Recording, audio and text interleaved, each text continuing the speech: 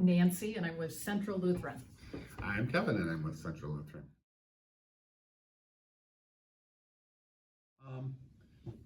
I think what we do basically is we complete the application along with the individual that's come in for assistance.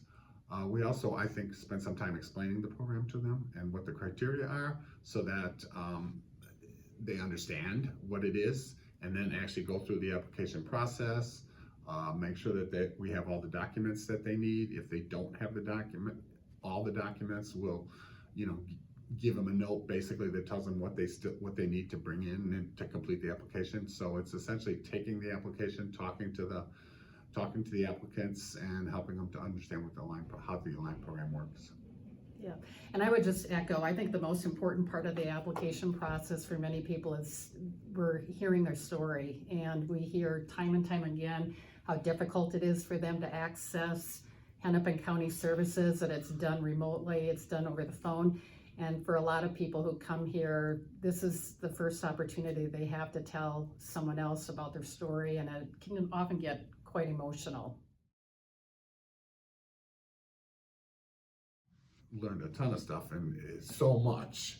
I guess I would start by saying that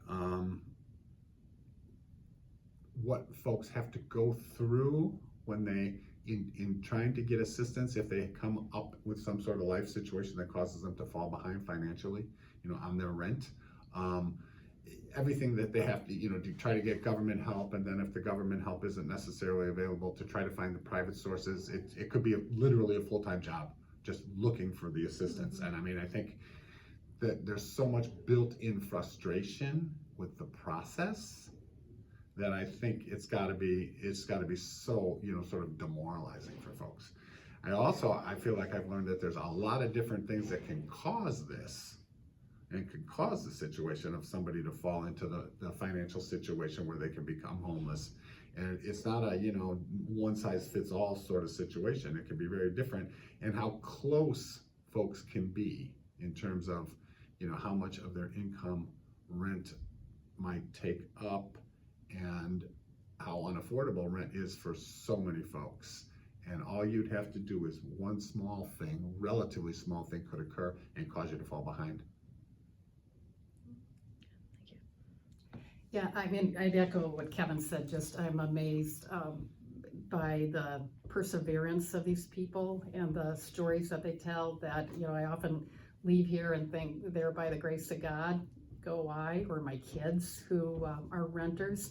And it's it's helping to pay for a funeral. It's the woman who was involved in an Uber accident, people who today that we worked with who had lost jobs and needed help with 1 month's rent.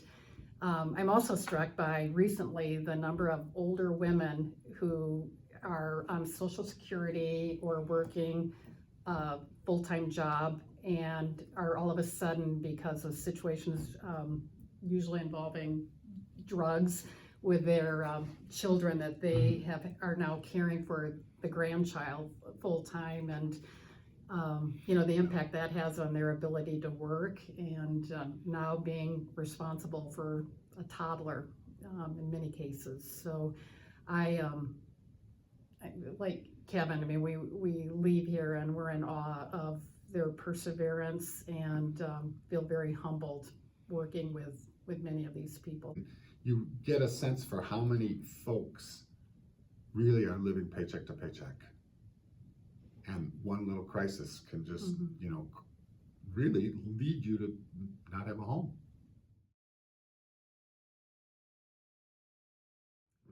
Well, first of all, I'm really proud of Minneapolis that we have congregations and individuals who donate to this program, which I think is kind of a niche program for helping homeless people, in that it's helping people who have been stable and paying their rent but come across a one-time crisis.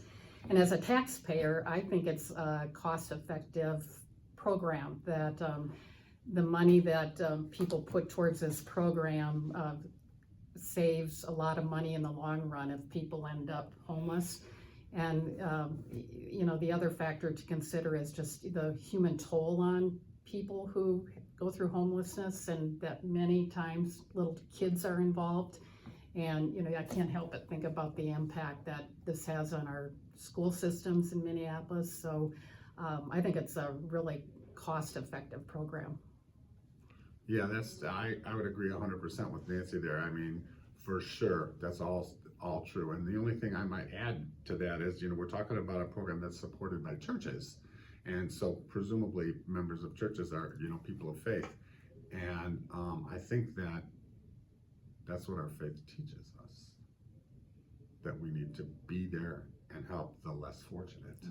And so I think besides being a practical matter, for sure it's a practical matter, for sure ultimately it saves the taxpayers money. It's also an act of your faith. It's also living your faith. And I think that's what we're taught. No, I mean, it's a privilege to volunteer with this program.